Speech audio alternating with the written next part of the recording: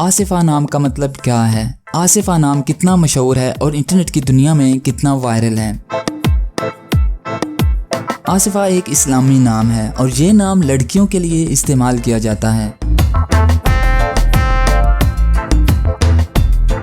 आसिफा नाम का मतलब मुनज़्ज़म करने वाली है। आसिफा की इब्तदाई तारीख हिंदी ज़बान से निकलती है। इंटरनेट की दुनिया में आसिफा नाम की शोहरत में 2015 से तेज़ी देखने में आई।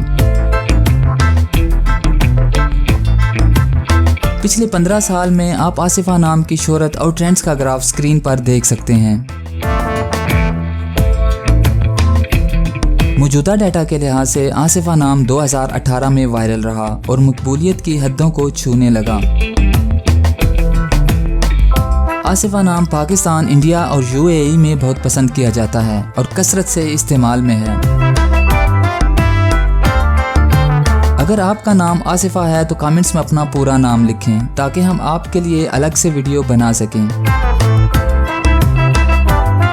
ये वीडियो आप आसिफा नाम की किसी दोस्त के साथ शेयर कर सकते हैं, यकीनन वो इसे बहुत पसंद करेंगी। इस चैनल पर आप मज़ीद हज़ारों इस्लामी नामों के मानी, ट्रेंड्स और शोहरत का डाटा देख सकते हैं।